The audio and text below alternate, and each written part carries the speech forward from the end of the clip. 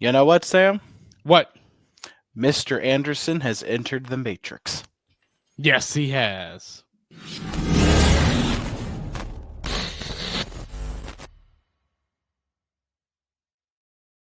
He has definitely entered in the Matrix.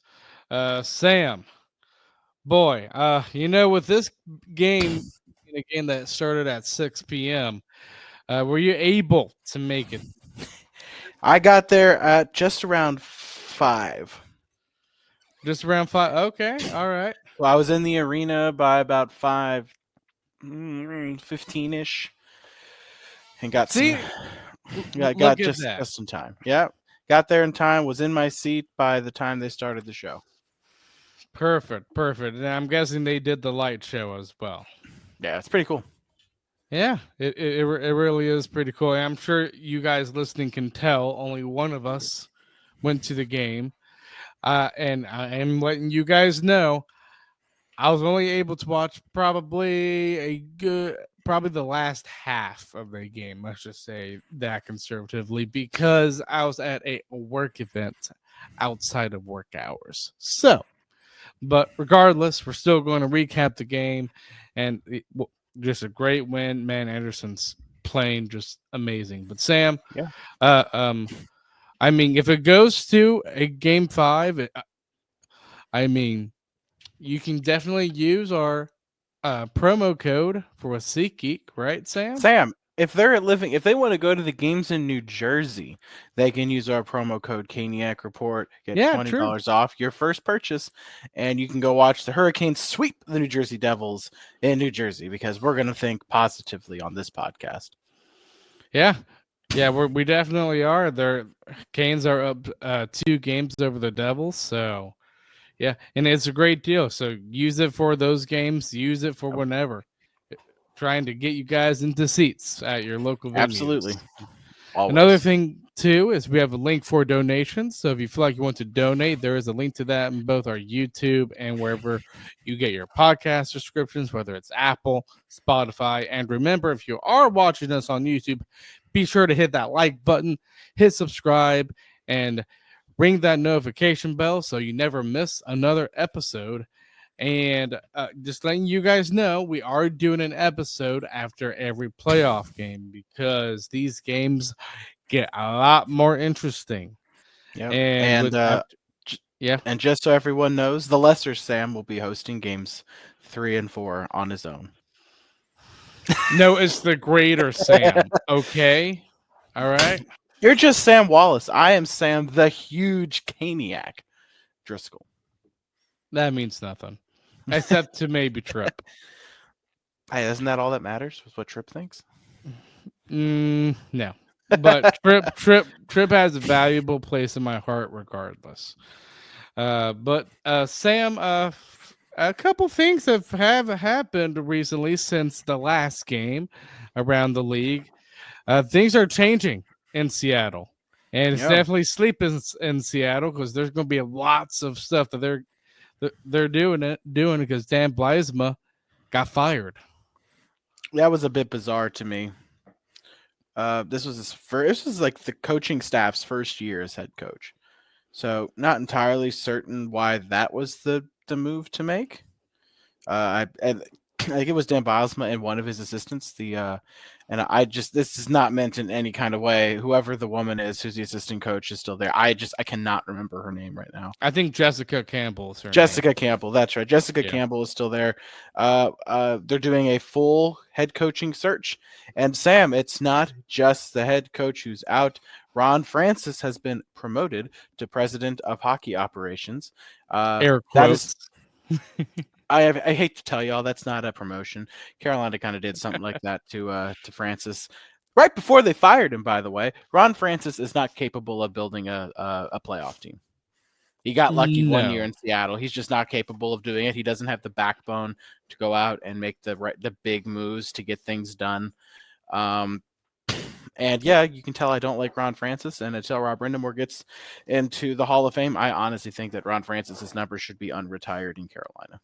Said it before, I'll say it again. I have no respect for a guy who allows a coach to abuse his players and then refuse to put in Rob Brindamore, who who has earned it more so than the Sedin brothers or Daniel Alfredson. Both have gotten in before I Rod. Yep, trust me, I completely agree.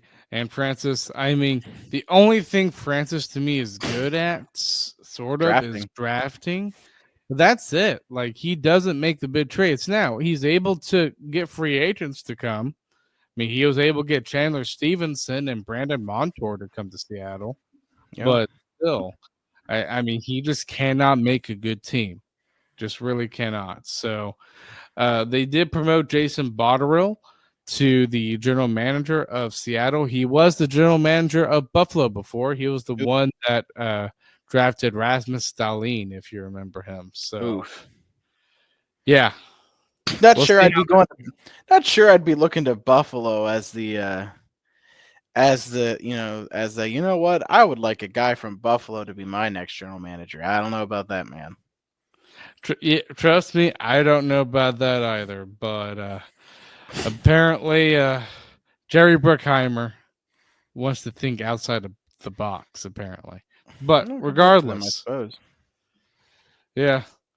But another thing too, Sam, and I think Islanders fans would be happy about this. But Lou Lamoriello will not return as president and general manager for the Islanders. I think he used to be, I think, at one point a very good general manager, but that time has changed. Yes. That you look at those big long contracts that he has signed with the Islanders. I mean, that's just not how you build a team anymore. You can't Nope. give that many long contracts. That's one thing that I actually like about Waddell and Tulski is that they are, even though I could argue they're a little bit more picky about their contracts, a little bit too picky. They definitely are conservative, and sometimes you have to be conservative in order Yep. to bring players in. Lambrella was not like that. Would you agree, Sam? No, Lou Lamorello would just go out there and sign players to ridiculously long contracts at ridiculous numbers just to keep them. And that works if you're like just on the cusp of, a Stanley Cup contender, right? If you take a look at like LA, right, or Florida, with players like Bobrovsky, and then you had Kopitar and Doughty, signing those guys to those long, crazy long-term deals. It can work, but you can't do it with everybody. And Lou Lamoriello does it with everybody, and he just consistently was failing the Islanders, signing players to contracts. A lot of them just did not make sense, and I think the ownership was like, it's kind of done. And Patrick Waugh and Lou Lamoriello didn't get along very well after a while. So we'll see if the new general manager wants to keep Patrick Waugh. I don't think he's the problem. I actually really like Patrick Waugh a lot. One, Yeah, as I a do. goalie, and two, as a coach. He's a passionate guy. Reminds me a lot of Rod in that regard. So we'll see. The one thing I remember about Patrick Raw, I think he was head coach of Colorado, which he was a goalie for, and he was fiery, and he knocked the glass right between the two benches down. If you remember that moment, that was him, and that's the one thing that will stick with me when it comes to thinking about Patrick Raw. So, but Oh yeah, yeah. great goalie. So Sam, let's get on to talking about the Hurricanes here and the stuff that was leading up to game two. One thing we were a little bit concerned because they did have practice is apparently Hall was not at practice yesterday. But it turns out, Sam, he was just resting. Thank goodness. Right? Yeah, thank goodness. You don't want to have the problem that the Devils are having, which is the injury bugs hitting again. And I mean, if you just watch the game tonight, their two best players were really uh, Markstrom and Pesci. So you can tell that they're the injury bugs hit New Jersey, and if Carolina can stay healthy, which it appears that they are, we're gonna do just fine in this series. I think when you have Brett Pesci playing the most minutes of any of your defensemen, that doesn't bode well for you. Especially because Brett Pesci just can't, just like Freddie can't hold up on under that. Pesci can't either. Um, because I think Yeah. the last graphic I saw, it was I think in the third. Pesci was at like 18 minutes. He was leading all of them in ice time. Yeah, and I mean, I thought he did very good against New Jersey. He like saved 2 goals for Markstrom. So, Oh yeah, uh, crazy performance from him. But him and Dougie were definitely on the ice the longest. And speaking of injuries, Sam, it did. I mean, Luke Hughes and Brendan Dillon both did not play in nope, Game 2.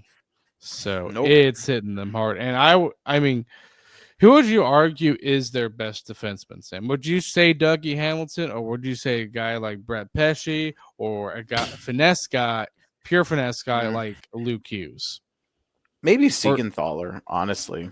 Siegenthaler? Okay, Could be because he's Siegenthaler. out too. I know. I'm probably going with Siegenthaler, or I'm going with Dougie. Pesci's great, but I don't think he's any team's best defenseman. But I No, think I I mean don't think Dougie. he is. I thought Dougie actually had a pretty solid game today. I didn't really look at him. He didn't really come across. He had a lot of good chances. Freddie played really, really well. But Dougie's a solid. He's a good defenseman. He's more offensive than defensive. But he wasn't very good in game one. But he was a lot better tonight. Yes, he definitely was. But Sam, I think that's pretty much it with the Hurricanes. And I mean, can you think of any other stuff that happened with the Hurricanes leading up to this game? Because obviously, we're going to recap this.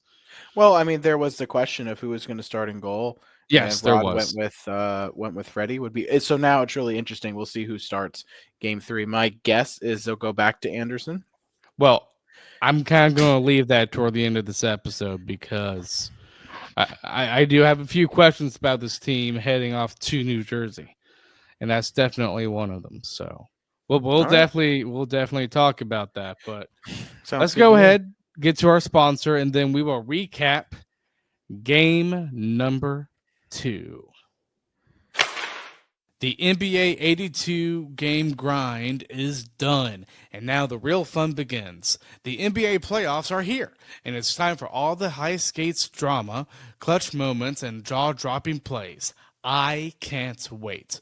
If you're looking to make the playoffs even more exciting, DraftKings Sportsbook has you covered as an official sports betting partner of the NBA. Try placing a bet on your favorite player's performance. Will they drop 30 points, 40, or more? It's your call. Here's something special for first timers. New DraftKings customers bet $5 to get $200 in bonus bets instantly. Make it a playoff run to remember with DraftKings. Download the DraftKings Sportsbook app and use code THPN. That's code THPN for new customers to get $200 in bonus bets when you bet just $5. Only on DraftKings, the crown is yours.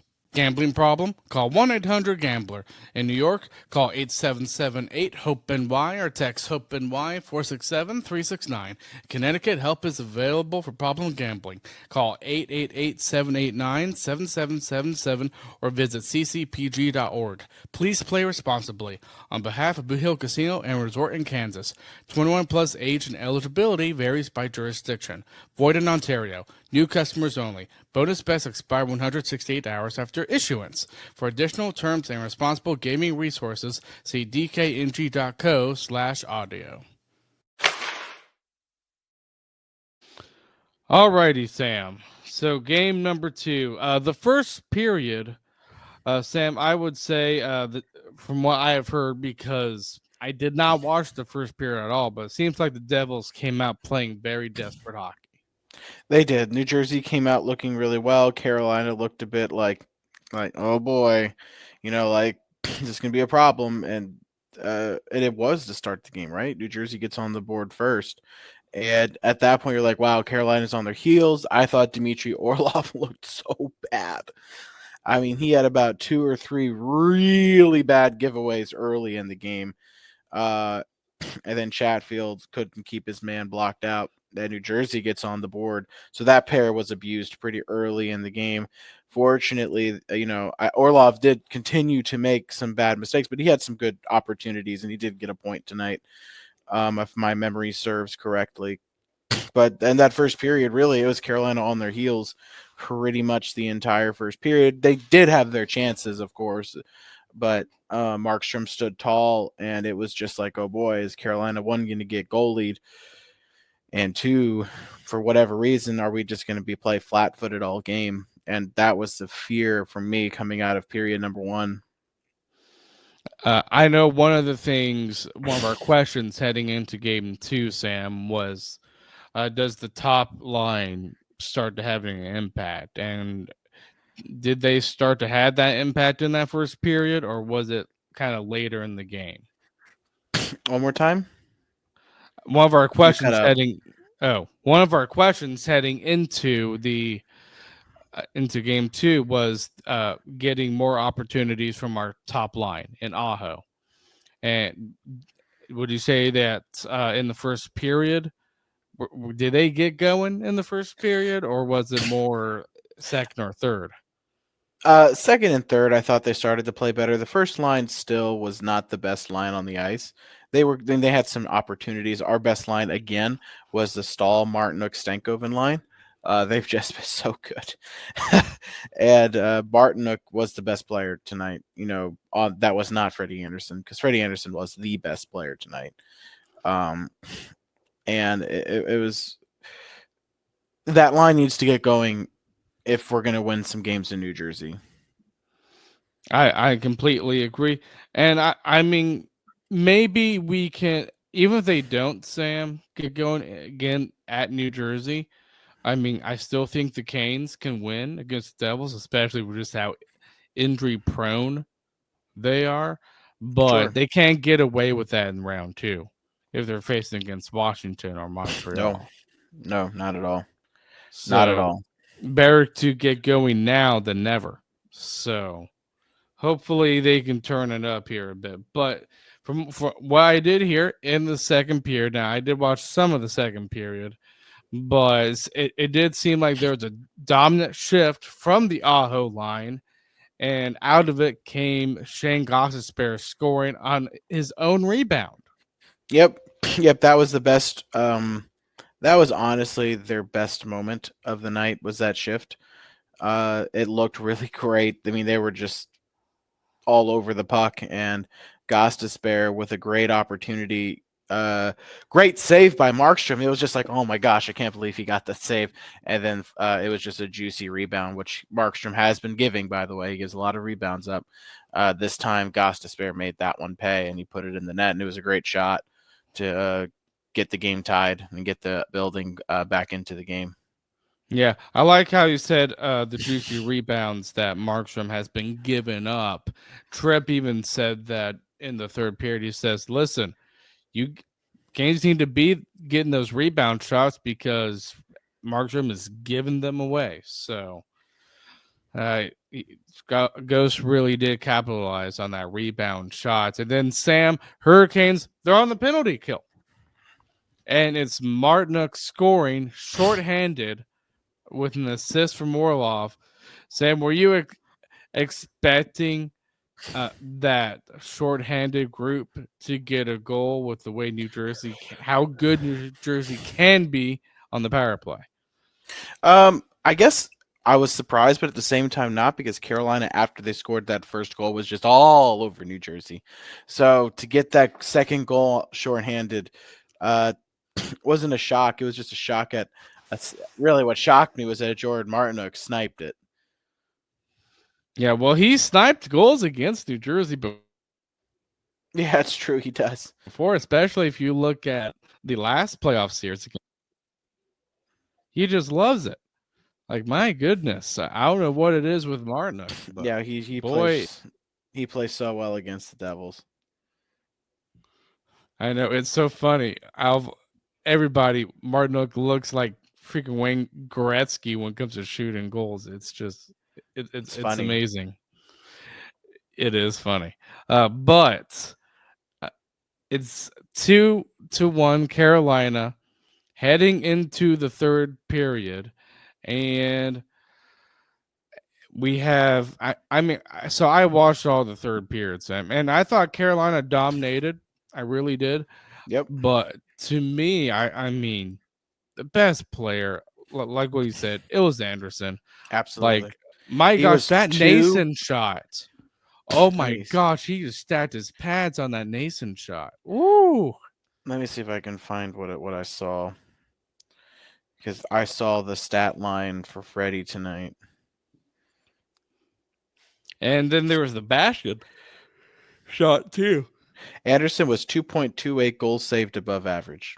That's the Ooh. game right there. That is the game. That game is Devils are winning 3-2. We're the team with the empty net pulled.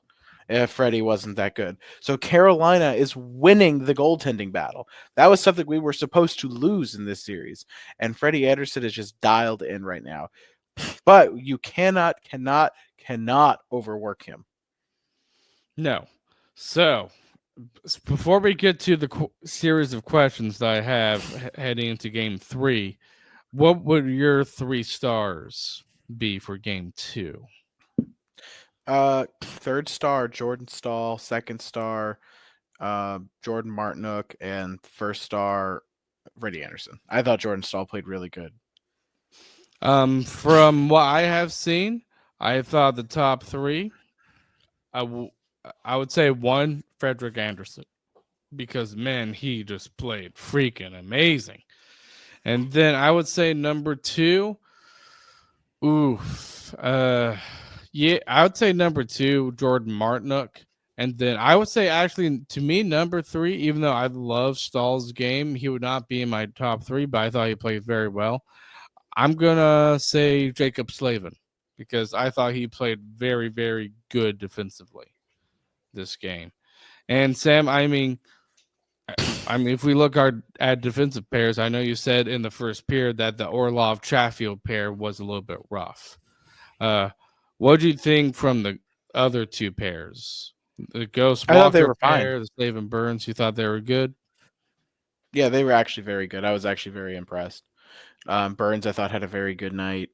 Slavin had a very good night, and obviously Gostisbehere had an excellent night. So I loved the defense tonight, other than Orlov and Chatfield. I think Orlov did get a point, but in general, I did not like that pair tonight. I thought they gave up some. Orlov had about 3 or 4 big turnovers. Yeah, I did not see those turnovers, but he can definitely produce them if he's not on his game. So we've seen it in the regular season. Oh, absolutely. Yep. And the few questions. So we're heading into game 3 at New Jersey. Sam, I think the biggest question is going to be goaltending. Andersen has been playing amazing, but we both agree that you cannot just drag him through all of these games against New Jersey. Is this the game we see Kachekov? I say yes. So my belief is, and was my thought here going into this game, right? I believed what Carolina should do is I would have started Coach Chetkov tonight. That was obviously the wrong decision because Anderson played unbelievable. But I would have played Kochekov tonight, then Freddie the last 2 games in New Jersey. But given this, I would play Anderson Friday, see if we can push New Jersey to the brink, and then be like, all right, we're up 3 games to nothing. Then I would go to game 4, take out Freddie, put in Kochekov, take out Orlov, and put in Nikishin. Interesting. Because you're up 3-0. You have an opportunity, Yeah, so I think I see the debate for putting Kachekov in versus putting Anderson in. I'm probably would yeah, I'd probably put it is tough because even though you're up 2 games to nothing on the Devils, Yep. is this the game where you want to put them on the brink, or is it the next game? And it's tough, but The reason why I would say Kochetkov is I would say if he does badly, at least you're kind of getting it out of the way with, you know? Yeah. Yeah, I think I'd rather go with Freddie in game 2. Or 3. I would rather go ahead and try and put I'd rather try and put New Jersey in a they have to win out to win the series situation. Cuz then, honestly, if you want to, you could go to Freddie twice or you can go to Kochetkov twice. Yeah, well, I mean, I guess another question on that could be, I mean, how desperate is New Jersey going to be compared to Game 3 if when we're up 2-0 on them versus Game 4 if we're up 3-0 on them? Well, this is the thing. You throw in Kochetkov in game 4, and we'll see how he plays.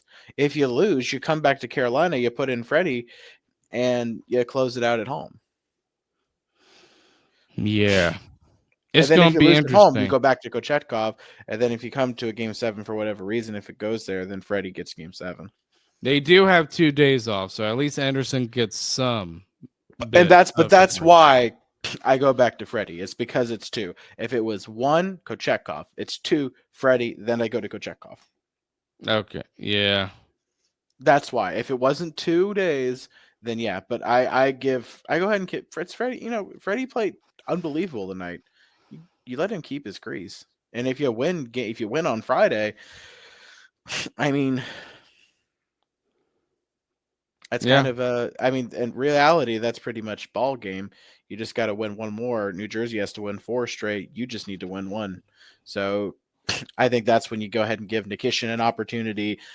I think that's when you do some substitutions in game 4. You go with Kochetkov in game 4, Nikishin gets to game 4, Yankowski, maybe even Jost. You kind of give some guys some rest in game 4 because you're in a position to make that, to do that. And it's not like you're like, oh, we're taking out guy, we're just going to give this one to the Devils. No, those guys can play and those guys can win. Yankowski, Jost, Nikishin all can play and all can win.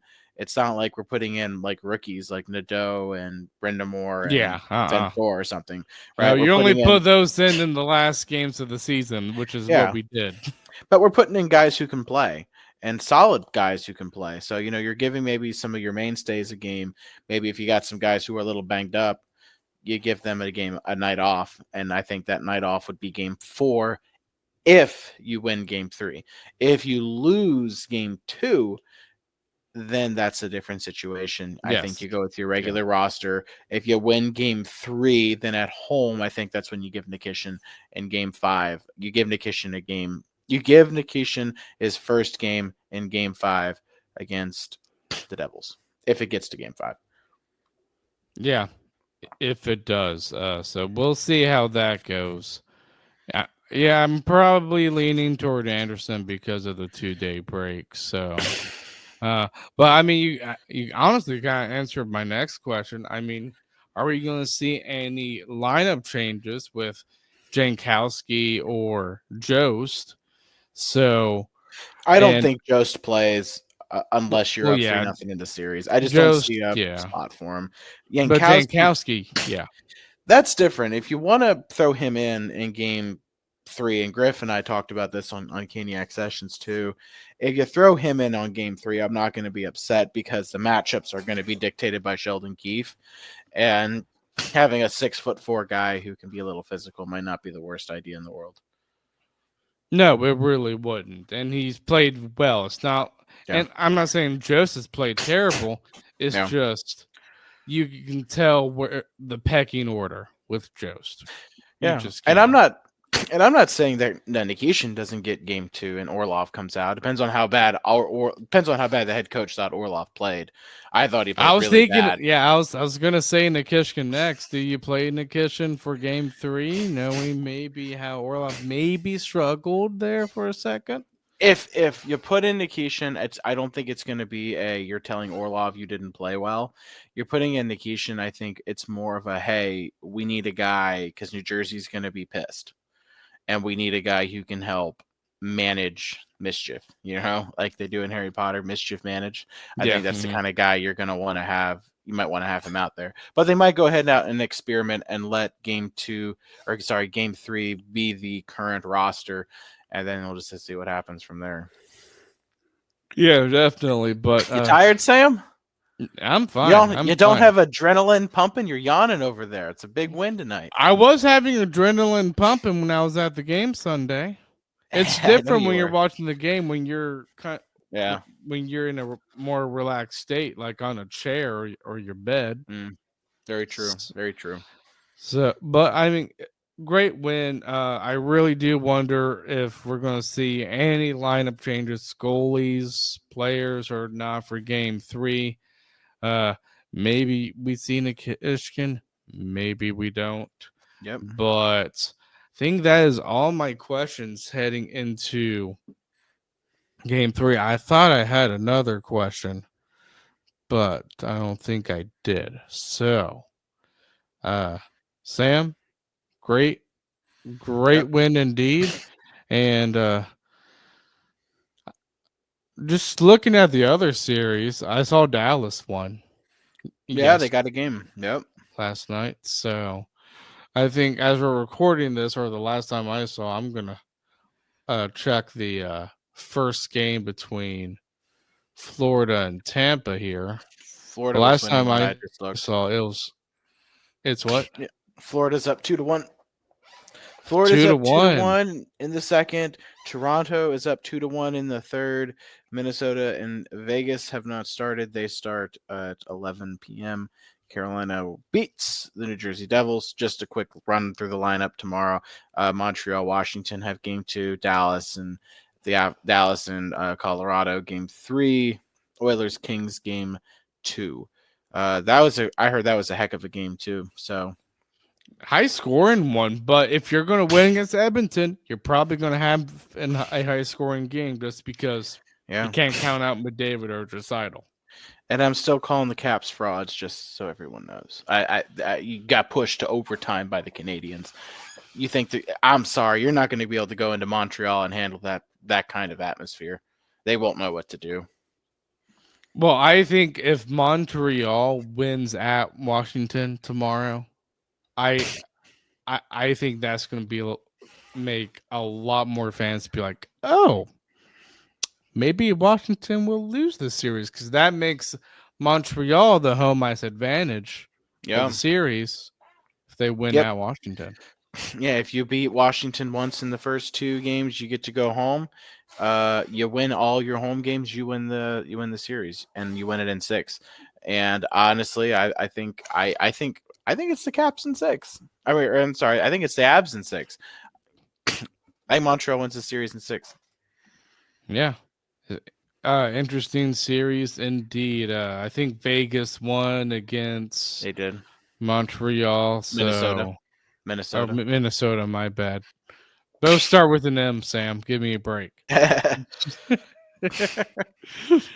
But Winnipeg looks like to be in the same position as us, though. They're up 2-0 in the series against St. Louis. I just think Winnipeg has the better team over St. Louis. Again, a lot like the Carolina Devils series. So, Sam, we'll definitely see how Game 3 goes. We'll recap that game. On Friday. Again, you're not going to see Sam Driscoll Friday. He will be missed. You Or guys maybe don't have not. to watch. You can just wait No, for me to you get back. guys have to watch. All right. Don't worry, Please. I'll be back. If this I'm series nice. goes to Game 5, I'll be back. I tried to be nice on here. Please. So come you'll back either and watch. you'll either see me after Game 5 or for our series preview against either the Montreal Canadiens or the Washington Capitals. Yes. So we will see you guys after game number 3.